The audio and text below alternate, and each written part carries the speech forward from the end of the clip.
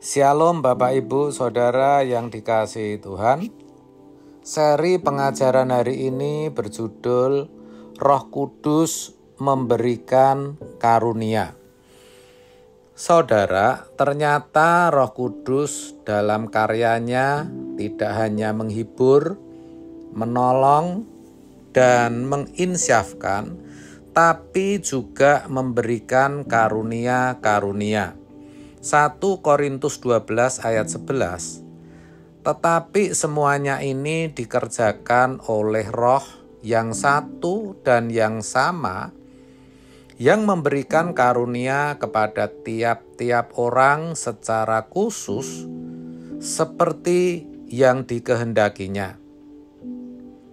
Karunia Roh Kudus diberikan kepada tiap-tiap orang secara khusus.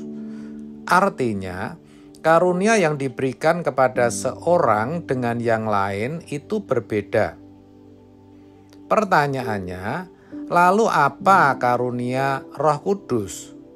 Karunia Roh Kudus adalah apa yang para murid-murid Yesus dapatkan pada peristiwa Pentakosta di loteng Yerusalem, yaitu ketika tampak pada mereka seperti lidah api, seperti nyala api yang bertebaran dan hinggap pada mereka masing-masing, lalu mereka mulai berkata-kata dalam bahasa-bahasa lain, seperti yang diberikan oleh Roh itu kepada mereka untuk mengatakannya.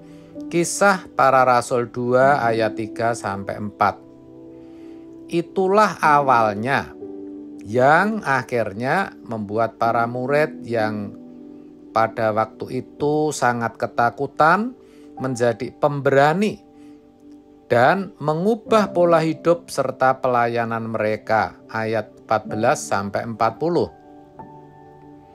Saudara, karunia Roh tidak hanya itu, tapi beragam, bahkan banyak sekali.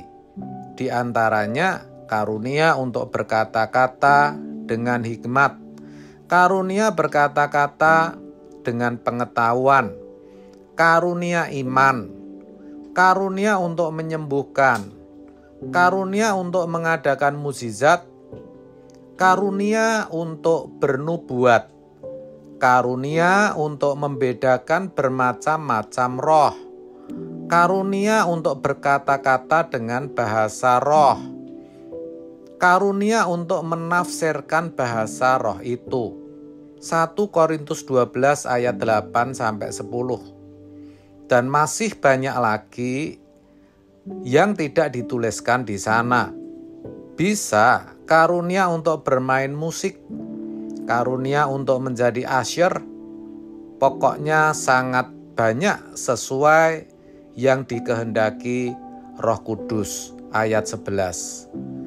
Di mana semua itu diberikan kepada orang percaya dengan satu tujuan, untuk membangun jemaat, untuk kepentingan bersama, atau dengan kata lain untuk memperlengkapi pelayanan. 1 Korintus 12 ayat 7. Tetapi kepada tiap-tiap orang dikaruniakan penyataan roh untuk kepentingan bersama. Kepentingan bersama maksudnya untuk memperlengkapi pelayanan, untuk membangun jemaat. Sedangkan Efesus 4 ayat 11-12 berkata, dan ialah yang memberikan baik rasul-rasul maupun nabi-nabi, baik pemberita-pemberita Injil maupun gembala-gembala dan pengajar-pengajar, untuk memperlengkapi orang-orang kudus bagi pekerjaan pelayanan, bagi pembangunan tubuh Kristus. Jadi sangat jelas.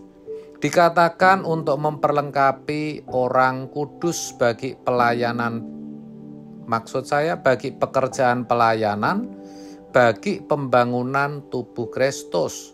Ini berarti karunia roh bukan hanya diberikan kepada aktivis atau pendeta saja, atau bukan juga kepada orang-orang tertentu, tapi kepada setiap orang percaya.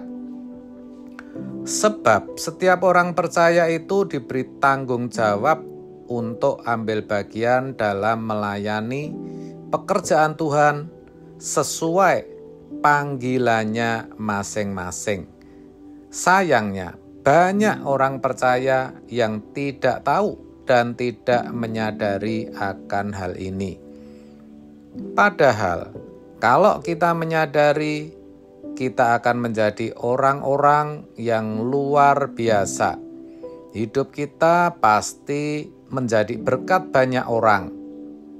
Dan kalaupun kita mendapat panggilan secara khusus sebagai aktivis atau pelayan jemaat, pelayanan kita pasti penuh kuasa dan urapan.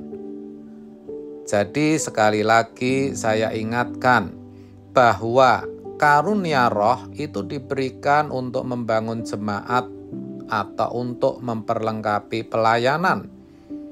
Dengan kata lain, semakin kita tekun dan sungguh-sungguh dalam pelayanan, maka karunia roh itu akan semakin kuat. Bahkan bukan tidak mungkin akan ditambah. Seorang pendoa yang bisa saja mendapat karunia tumpang tangan orang sakit sembuh, lalu karena ia tekun, rendah hati, dan sungguh-sungguh bisa diberi tambahan karunia lainnya.